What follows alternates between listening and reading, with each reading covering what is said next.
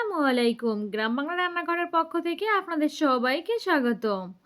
আজকে নতুন আরেকটা রেসিপি আপনাদের সাথে শেয়ার করতে চলে আসলাম। আজকের রেসিপি হলো শীতকালীন কিছু সবজি দিয়ে আর চিকেনের কিমা দিয়ে একটা পুর রেসিপি। এই পুরটা দিয়ে মনে করেন রোল কিংবা সমুচা এবং বিকালের স্ন্যাক্স হিসাবে যেকোনো নাস্তা তৈরি করতে পারবেন। আর অবশ্যই এটা সংরক্ষণ করেও ডিপ ফ্রিজে রেখে আপনারা যেকোনো সময় নাস্তা রেডি করতে পারবেন। তাহলে চলে যাওয়া যাক কিভাবে আমি আজকে এই পুরটা বানাইলাম তা আপনাদের সাথে শেয়ার করি। প্রথমে একটা কড়াই নিয়ে তার ভিতরে পর্যাপ্ত পরিমাণে পানি অ্যাড করে নিয়েছিলাম।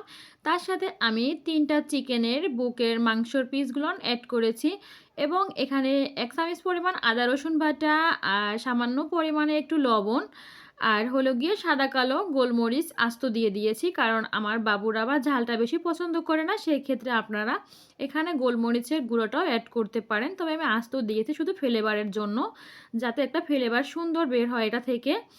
আর এ পর্যায়ে কিন্তু চিকেনগুলো একদম সিদ্ধ হয়ে গেছে। আমি এখন একটা সেকেন্ডের সাহায্যে উঠায় নিচ্ছি পানি থেকে, পানিটা থেকে তুলে নিলাম। আর এখন এটা থেকে আমি কিমাটা রেডি করব। আর এটা গরম অবস্থায় কিমাটা রেডি করতে হবে, না হলে চিকেনটা শক্ত হয়ে যাওয়ার পরে আর কিমাটা ভালোভাবে হতে যাবে না। আর এটা আমি ২টা কাঁটা চামচের সাহায্যে আজকে কিমাটা করব, দেখতেই পাচ্ছেন। আর ২টা কাঁটা চামচ আমি এক হাতে একটা রেখেছি, অন্য হাতে আরেকটা রেখে আমি চিকেনগুলো আস্তে আস্তে করে একটু ছাড়িয়ে নিচ্ছি। আর একটা থেকে আরেকটা একটু একটু করে ছাড়িয়ে নিতে হবে, তাহলেই কিন্তু চিকেনের কিমাটা একদম পারফেক্ট রেডি হয়ে যাবে। আর অবশ্যই আপনারা আমার হাতে দেখে লক্ষ্য করবেন, এটা আসলে দেখে যেটা বুঝবেন, আমি অতটা বলে বোঝাতে পারবো না আপনাদেরকে। অবশ্যই যারা পুরানো রাঁধুনি তাদেরকে আর বলতে হবে না। তারা অবশ্যই আমার থেকেও অনেক পারদর্শী। তবে যারা নতুন রাঁধুনি আছে তাদের জন্য অবশ্যই একটু খেয়াল করে দেখবে আমার বোনেরা। আর যারা অনেক ভাই বোনেরা ব্যাচেলর থাকো তাদের জন্য অবশ্যই উপকার হবে আমার এই ভিডিওটা।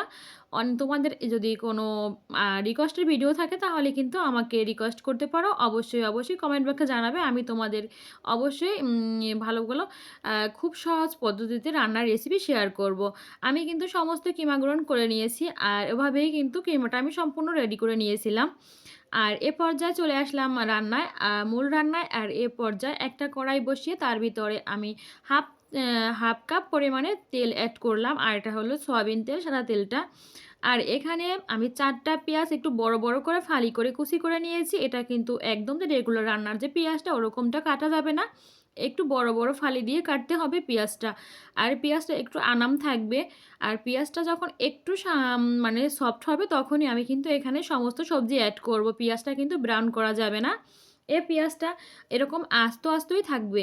আর পেঁয়াজটাই কিন্তু মূল হয়েছে আসলে, পেঁয়াজ এবং চিকেন সবটাই কিন্তু একটু মানে আস্তে থাকবে, একদম গলে যাবে না।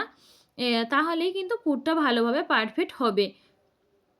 আশা করি তোমরা বুঝতে পারছো। আর যারা এখনও আমার চ্যানেলটা সাবস্ক্রাইব করোনি, অবশ্যই চ্যানেলটা সাবস্ক্রাইব করে পাশে থাকবে। আর আমার ভিডিও যদি তোমাদের ভালো লেগে থাকে তাহলে অবশ্যই লাইক কমেন্ট করে শেয়ার করে পাশে থাকবে।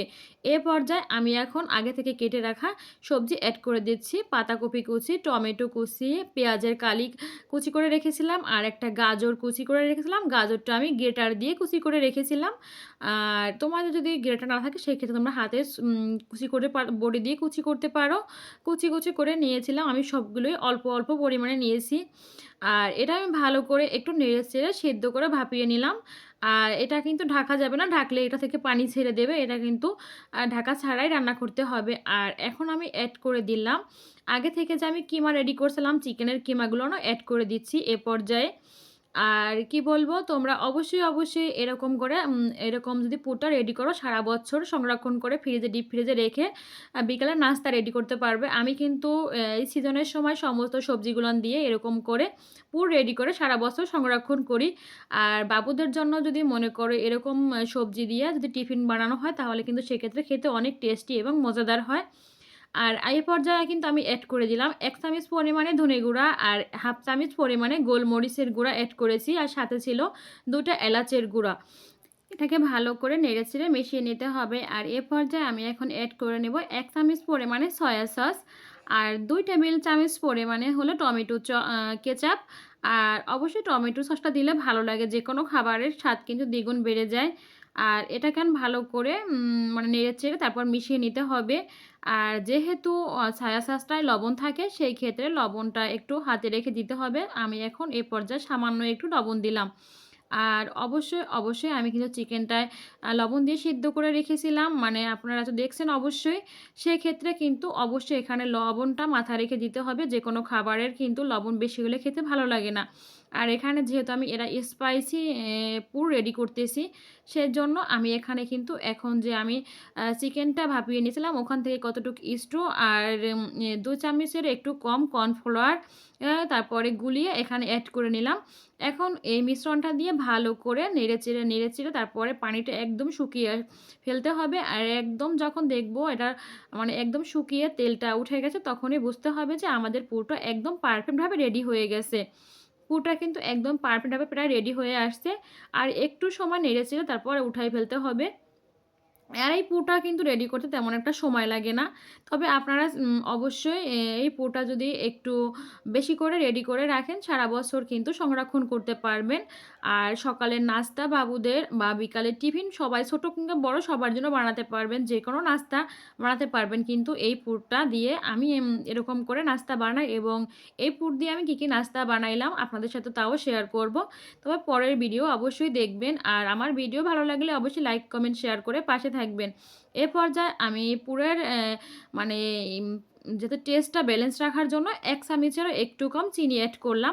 আর যেকোনো খাবারে কিন্তু চিনি এড করলে তার টেস্টটা দ্বিগুণ বেড়ে যায়। সবাই ভালো থাকবেন, সুস্থ থাকবেন। আল্লাহ হাফেজ।